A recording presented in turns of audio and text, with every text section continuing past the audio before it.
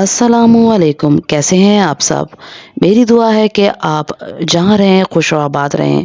اللہ آپ کو اپنے سوا کسی اور کا محتاج نہ بنائے، آمین۔ آج کی کہانی ہے ایک پل میں سب کچھ۔ ایک ایسی لڑکی کے ساتھ پیش آنے والا عجیب قصہ جو یقیناً آپ کی نیند اڑا دے گا۔ آئیے سنتے ہیں۔ اکلیمہ، کیا سوچ رہی ہو؟ اکلیمہ نے یکدم چونک کر مال میں واپس آتے ہوئے بولی۔ کچھ نہیں، بس دادا یاد آ گئے تھے۔ جب اس نے سامنے دیکھا تو ڈر گئی۔ ابھی تھوڑی دیر پہلے کے سارے واقعات جھماکے سے اس کے ذہن میں آ گئے۔ آج سنڈے تھا اور کل کتابوں کے درمیان اس کی کہانیوں کی کتاب رکھی ہوئی تھی۔ آج ناشتے سے فارغ ہو کر شمارہ پڑھنا شروع کر دیا۔ کہانیاں بہت دلچسپ اور سبق آموز تھیں۔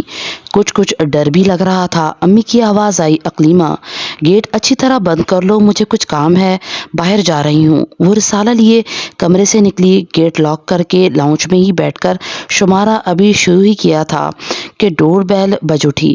گھڑی پر نظر ڈالی تو دوپہر کے 12:30 بج چکے تھے۔ گیٹ پر گئی تو ماسی کی بیٹی کھڑی تھی۔ میں نے پوچھا کہ آج تو تمہارا دن نہیں ہے اور تمہاری امی کہاں ہیں؟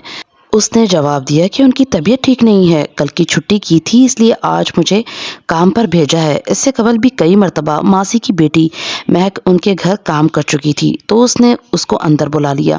عام طور پر اس کی امی ماسی سے کام کرواتی تھی، لیکن اس وقت امی گھر پر موجود نہیں تھی۔ اس نے اس سے کہا کہ تم پہلے برتن دھو لو۔ رسالہ اس کے ہاتھ میں تھا، جانے کیوں وہ بار بار رسالے کو دیکھ رہی تھی۔ اس نے اگنور کیا اور اس سے دوبارہ کہا کہ تم برتن دھو لو، لیکن مہک کا پورا دھیان رسالے کی طرف ہی تھا۔ اچانک اس نے کہا، باجی کیا میں یہ رسالہ دیکھ سکتی ہوں؟ وہ کچھ ڈسٹرب لگ رہی تھی۔ اس کو کچھ خاص پڑھنا نہیں آتا تھا۔ اکلیمہ نے رسالہ اس کو دے دیا۔ وہ کافی دیر تک سروقت دیکھتی رہی، پھر اوراق پلٹ کر اندر کی تصاویر دیکھنے لگی۔ اکلیمہ اٹھ کر واش روم چلی گئی۔ میں جب واپس آئی تو دیکھا کہ کرسی پر ایک کالے رنگ کی بلی بیٹھی ہے اور مہک نظر نہیں آ رہی۔ اس نے آواز دی، مہک تم کچن میں ہو؟ اس نے محسوس کیا کہ بلی مجھے غیر معمولی نظروں سے دیکھ رہی ہے۔ اس نے اس کی طرف سے نگاہ ہٹائی اور سوچنے لگی کہ یہ بلی کہاں سے آئی، کیونکہ باہر والے دروازے اور کھڑکیوں پر تو جالی لگی ہے۔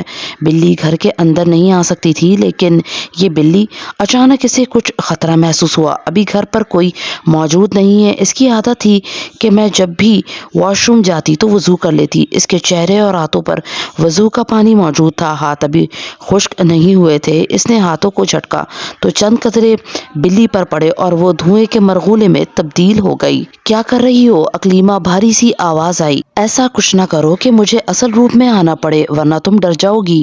مجھے ولی محمد نے تمہاری حفاظت پر مامور کیا ہے۔ میری حفاظت؟ ہاں، تمہاری حفاظت، اور یہ اس وقت کی بات ہے جب تم اس دنیا میں بھی نہیں آئی تھی۔ ولی محمد تو میرے دادا کا نام ہے۔ ولی محمد میرے دادا؟ پوری فلم اکلیمہ کے ذہن میں چلنے لگی۔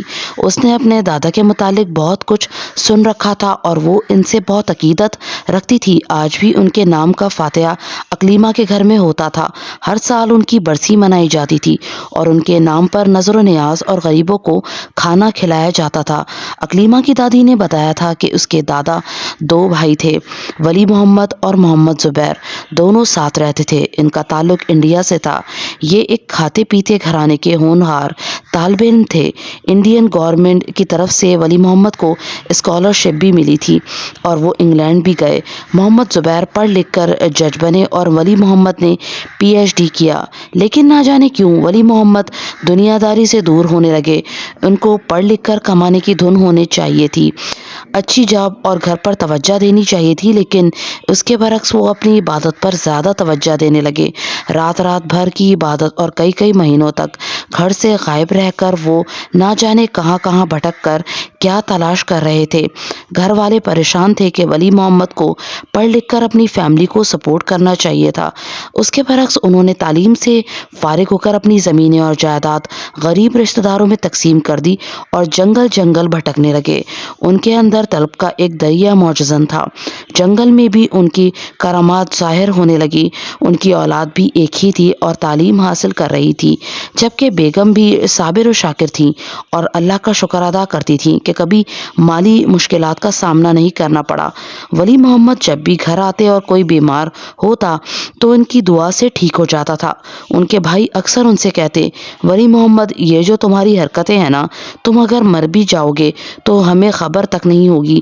اس مرتبہ ولی محمد نے بڑے اعتماد سے اپنے بڑے بھائی کو اطمینان دلایا کہ زبیر بھائی آپ فکر نہ کریں، آپ کو پتہ چل جائے گا، بس میرے مرنے کے بعد میرے نام کا فاتحہ ضرور کروا دیا کیجیے گا، یہ میرے لیے بھی بہتر ہوگا اور آپ کی خیر و برکت میں بھی اضافہ کرے گا۔ یہ تم کیسی باتیں کرتے ہو ولی، میں تمہارا بڑا بھائی ہوں، میں تم سے پہلے جاؤں گا، یہ تو وقت ہی بتائے گا کہ کس کا بلاوا پہلے آتا ہے۔ اللہ کے پاس جانے کے لیے عمر کی کوئی قید نہیں، بس ہمیں اپنے اعمال درست رکھنے چاہیے۔ شام کا وقت تھا، محمد زبیر لاؤنج میں بیٹھے اپنے کیس اسٹڈی کر رہے تھے۔ وہ ایک مشہور جج تھے۔ وہ بڑے انویناک سے اپنے کام میں مصروف تھے کہ ٹھنڈی ہوا کا ایک جھونکا ان کے پاس آیا، ایک بھینی بھینی سی خوشبو کے ساتھ۔ انہوں نے نظریں اٹھائیں تو سامنے فرش پر ان کو خون کا قطرہ نظر آیا۔ وہ قطرے کو دیکھنے لگے تو اس سے آگے کئی قطرے نظر آئے۔ وہ دیکھنے کے لیے اٹھے کہ یہ قطرے کہاں سے آ رہے ہیں۔ گول گول قطرے لائن سے فرش پر نظر آ رہے تھے۔ وہ قطروں کے ساتھ ساتھ گھر سے باہر نکل گئے، جنگل پہنچ گئے۔ انڈیا میں اس وقت آبادی اتنی نہیں تھی اور گھروں کے قریب ہی جنگل پائے جاتے تھے۔ قطروں کے ساتھ ساتھ چلتے ہوئے وہ جب جنگل کے درمیان پہنچے تو بھائی کو دیکھا، وہ ایک درخت کے نیچے بیٹھے تھے۔ بھائی کو دیکھا تو وہ لیٹ گئے، کلمہ پڑھا اور ان کی روح پرواز کر گئی اور قطرے غائب ہو گئے۔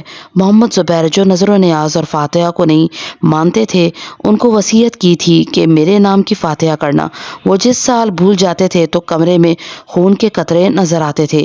ابھی پچھلے مہینے ہی دادا کے نام کا فاتحہ ہوا تھا۔ اکلیمہ کیا سوچ رہی ہو؟ کچھ نہیں، اس نے اپنے حواسوں کو مجتمع کرتے ہوئے کہا۔ ایک دیو کامت جن اس کے سامنے کھڑا تھا۔ اس کا اوپری دھڑ چھت سے بھی اوپر نکلا ہوا تھا اور وہ اس کے گھٹنوں سے بھی نیچے تھی۔ بھائی تم نیچے تو آؤ، میں تم سے باتیں کیسے کروں؟ تمہارا نام کیا ہے؟ تم اتنے دن کہاں تھے؟ تم کیا کرتے ہو؟ اب تم کیا کرو گے؟ نہ جانے کہاں سے اکلیمہ کے اندر اتنی ہمت آ گئی تھی کہ اسے بالکل بھی ڈر محسوس نہیں ہو رہا تھا۔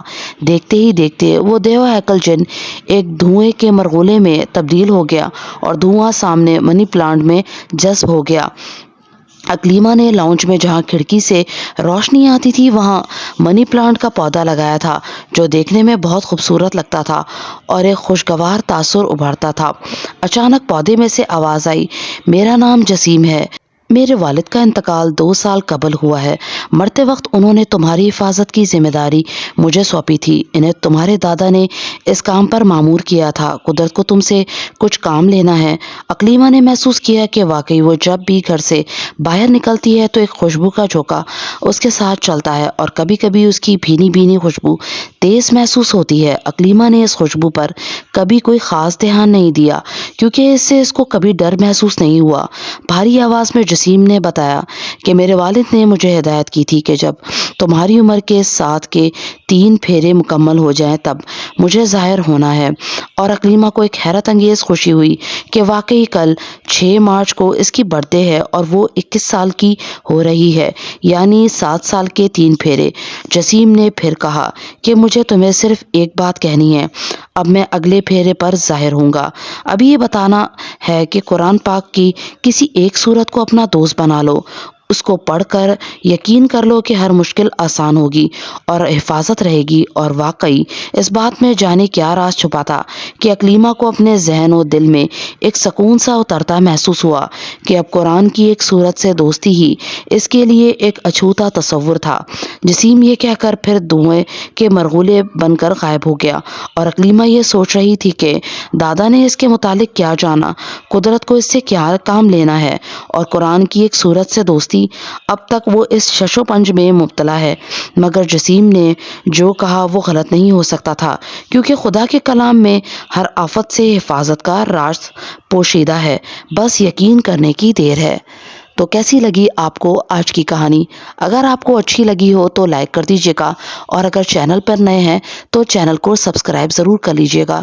میں ملوں گی جلد ہی ایک نئی سنسنی خیز اور خوفناک کہانی کے ساتھ۔ Thanks for watching this video. اپنا بہت زیادہ خیال رکھیے گا۔ اللہ حافظ۔